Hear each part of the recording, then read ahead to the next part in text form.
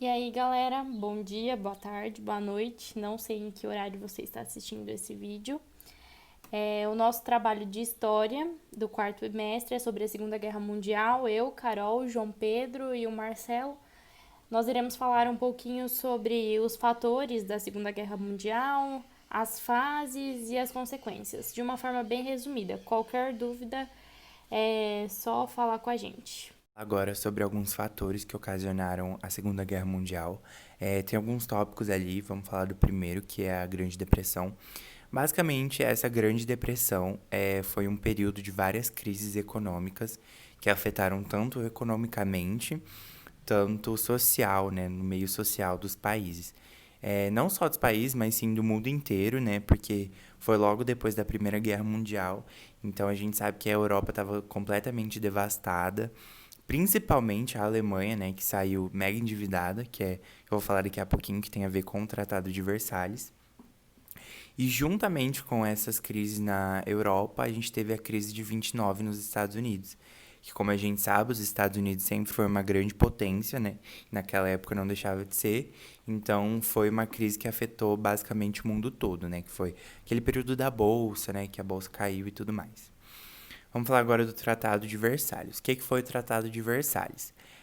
Para mim, eu acho que é um dos principais fatores que ocasionaram a Segunda Guerra, porque foi o descontentamento da Alemanha com o desfecho da Primeira Guerra, né? Porque, como a gente sabe, ela foi declarada como a única culpada, que foi o Tratado de Versalhes, né?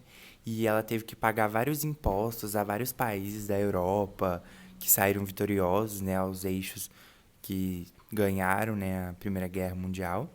E ela teve suas forças armadas reduzidas ao extremo, então isso provocou uma fragilidade econômica muito grande, e começou a surgir vários problemas sociais, começou só a aumentar, aumentar, aumentar. E com isso surgiu o Hitler, com o nazismo, né? Que foi quando a Alemanha estava mega fragilizada, então o Hitler surgiu. Quem que foi o Hitler? Eu acho que todo mundo sabe, né? Óbvio. O Hitler, ele foi um líder nazista que ele defendia muito o nacionalismo. Como a gente pôde ver já em algumas fotos, ele era uma pessoa mega patriota, ele pregava muito o patriotismo. Então, ele falava que só a raça dos arianos eram puras, ela era superior a todas as outras. Então, todos que não eram dessa raça, principalmente os judeus, tinham que ser mega eliminados, tipo, da face da terra. Os judeus, os homossexuais, os negros e tudo mais, sabe? Então, por isso que a gente teve o Holocausto naquela época, que a gente entra com o Diário da Anne Frank, que eu quis trazer porque eu acho que é uma mega representação de tudo que eles viveram, né? Principalmente os judeus viveram nessa época, porque foi um período muito triste para eles, né? Então, no livro, você lê, a cada página é uma amargura que você sente, é um sentimento que eles demonstram de fim do mundo, sabe? De não ter mais esperança. Então isso foi muito triste, mas esse não vamos entrar a fundo, né, sobre o Holocausto e tudo mais. Então, o que a gente pode concluir dos fatores? Que basicamente a Segunda Guerra Mundial foi um desfecho da Primeira Guerra Mundial. Então, a Primeira Guerra Mundial basicamente não teve um fecho, porque todos os fatores têm a ver com ela. Então, foi como se a Segunda Guerra Mundial fosse uma continuação da Primeira. Como não dá para aprofundar muito nesse conteúdo por conta do nosso tempo limitado, a gente separou os principais tópicos para cada uma das fases. E se você conseguir, você tira um print, uma foto aí, porque todas essas palavras-chave são muito importantes na hora do vestibular, da prova que a gente vai fazer. Na primeira fase, de 1939 até 1941, ela foi marcada pela supremacia das forças alemãs e japonesas no conflito. Os alemães, por meio da Blitzkrieg, que a tradução em português seria a Guerra Relâmpago, eles conseguiram conquistar uma série de nações europeias. Os japoneses iniciaram uma expansão pelo Sudeste Asiático, e assim eles conquistaram as colônias britânicas, francesas e holandesas. Além disso, os japoneses realizaram um ataque que causou grande prejuízo aos norte-americanos na base militar de Pearl Harbor. Já na segunda fase, de 1942 até 1943, foi o momento em que o quadro da Segunda Guerra começou a ser invertido.